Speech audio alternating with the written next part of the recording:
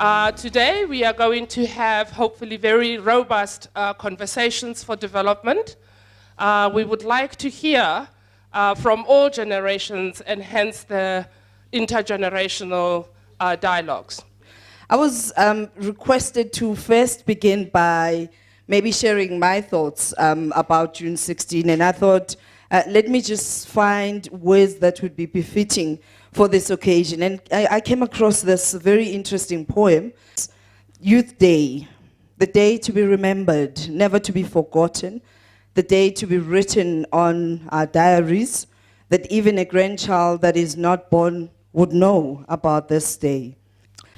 So, if 80% of my population does not agree with it, bomb it. A statement said by an extreme optimist in his view of where the problem lies in our society.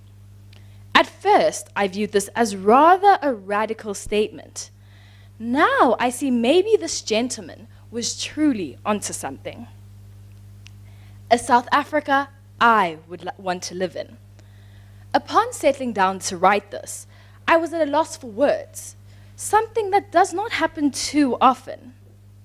Not because the South Africa I inhabit is one I am proud of, but rather because I have been given an opportunity to speak, air my opinions, in a society that has so often refused to listen, but then is shaken when a revolution is near. And I'd like to now call upon Reverend Mzwandile Molo from the Methodist Church. I did say that it's a combination of the young and not so young. I was asked to share my reflections on the South Africa that I would like to live in.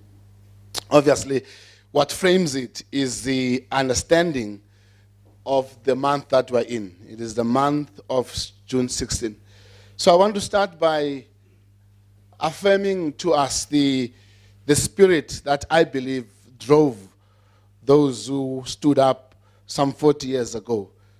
A spirit of non-conformity, a spirit of daring to dream differently, and a spirit of having the conviction not only to act on that which you believe, but the readiness to pay the price. My point about South Africa that I want to live on, a better South Africa, it's all about, like, the first important point for me is tolerance. Like, we need to tolerate each other. We need to understand that we are all different at some point. The South Africa that I would like is a sustainable South Africa. In other words, a South Africa where the needs of the present don't come at the price of the future. We talk a lot in South Africa about the historically disadvantaged. What we are busy doing at the moment, worldwide, not only in South Africa, is creating the future disadvantage. They will not be able to live in the way that we live because of the fact that we have lived carelessly now. I've impacted on over 10,000 young people through my career expos, currently having created space for over 500 young entrepreneurs who drive change across SA for them to run sustainable businesses. And that's how I'm driving change. Why do we want change? It's a very simple thing. You just scan around. You look across the various threats of society to say, what is the situation currently? So you need to be aware of the poverty that prevails amongst the poor in the country. The way I like to see it as we are a human capital accelerator. So let's have a discussion about what that means. So my intentions of what I want to do with this organization is that I must be able to enable any children to do whatever he or she wants to so that he can reach the dream. The South Africa I want to live in is a South Africa where a young girl would be able to engage in a field such as engineering without the fear of being neglected or rejected just for the mere fact that they are a girl. South Africa has evolved and changed dramatically, but it is still a developing country. And as much as we would like to believe that we should focus on things like getting faster internet or building new shopping malls, we are nowhere near giving every citizen their basic rights. Most of us interact with people in our own social circles, and we live in a bubble that focuses on enabling us to live our own better lives. When we focus on the country as a whole, we realize that there are more pressing issues at hand. it becomes important for us to appreciate that the future always belongs to the youth, and they have a greater stake in it, and they have got the greater task and the burden to actually shape it. I have a daughter. So the dream that I have for her in South Africa is to shine in her black skin, to wear her crown with pride, and to blossom as a young woman in the future, and also not to be ashamed to just speak her truth. I think I would want to live in a South Africa where there's accountability.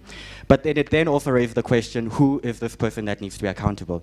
Because how can I expect Jacob Zuma to be accountable when I'm not accountable for the resources that I have? How do I use the water that I have? How do I use the electricity? How do I use the material, the books that I have? How do I use that? So I first need to be the guy who's accountable. Before we can moan and point at fingers to the things that we don't have, how much are we taking advantage of the little that we have? You know, this cell phone, I wonder how many people understand the power of this thing. When I went to school, I had to go and sit in the city library for hours. They kicked me out. I had to go and look for the next library. You don't have to do that today. You don't have to. I'm very disheartened by what this young lady said earlier on stage. The fact that she feels like, although she's a young South African, she's not the face of young South Africa. My story, for example, I moved to Joburg when I was 3 to live with my grandmother, who was a domestic worker, and I was raised by Jewish people. And right now, I have a white sister and a black sister, both under the age of 14. And I feel like my black sister's story, or even my story, doesn't make me more of the face of South Africa than her story. I'm actually quite inspired by all the conversation that's coming up about education. And I think that we've missed the plot a bit, because there's a big part of our community and our country that we've missed out, and it's our kids with disabilities.